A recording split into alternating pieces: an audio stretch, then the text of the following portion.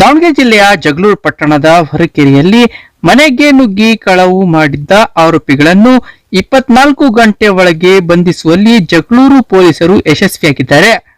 ಪಟ್ಟಣದ ಹೊರಕೆರೆಯ ನಿವಾಸಿ ಉಮಾಶಂಕರ್ ಅವರ ಮನೆಯಲ್ಲಿ ಕಳೆದ ಆಗಸ್ಟ್ 27ರಂದು ಕಳ್ಳತನವಾಗಿತ್ತು.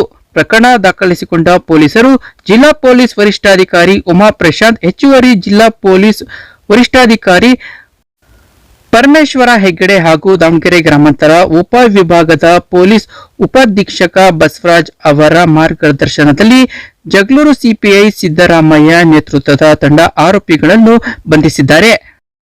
ಕೊಪ್ಪಳ ಜಿಲ್ಲೆಯ ಗಂಗಾವತಿ ತಾಲೂಕಿನ ಹನೀಫ್, ಗೌಸ್ ಪಾಷಾ ಹಾಗೂ ಸುಹೇಲ್ ಬಂಧಿತ ಆರೋಪಿಗಳು. ಇವರಿಂದ ಅಂದಾಜು 1,85,000 ರೂಪಾಯಿ ಮೌಲ್ಯದ ಸುಮಾರು 1,500 ಗ್ರಾಂ ಬೆಳ್ಳಿ ಸಾಮಗ್ರಿಗಳನ್ನು ಕೃತ್ಯಕ್ಕೆ ಬಳಸಿದ್ದ ಅಂದಾಜು 1,15,000 ರೂಪಾಯಿ ಮೌಲ್ಯದ ಸ್ಕೂಟಿ ಹಾಗೂ ಕಬ್ಬಿಣದ ರಾಡ್ ವಶಪಡಿಸಿಕೊಳ್ಳಲಾಗಿದೆ. ಆರೋಪಿಗಳು ಮುನಿರಾಬಾದ್ ಹೆದ್ದಾರಿಯಲ್ಲಿ ನಡೆದ ದರೋಡೆ ಪ್ರಕರಣ, ಕುಷ್ಟಗಿ, ಗಂಗಾವತಿ ಪಟ್ಟಣ ಮತ್ತು ಗ್ರಾಮಾಂತರ, ಕೊಪ್ಪಳ ಗ್ರಾಮಾಂತರ ಠಾಣೆಗಳಲ್ಲಿ ಮನೆಗಳ್ಳತನ ಪ್ರಕರಣ ಸೇರಿದಂತೆ ಒಟ್ಟು 7 ಪ್ರಕರಣದಲ್ಲಿ ಭಾಗಿಯಾಗಿರುವ ಬಗ್ಗೆ ವಿಚಾರಣೆ ವೇಳೆ ತಿಳಿದು ಬಂದಿದೆ.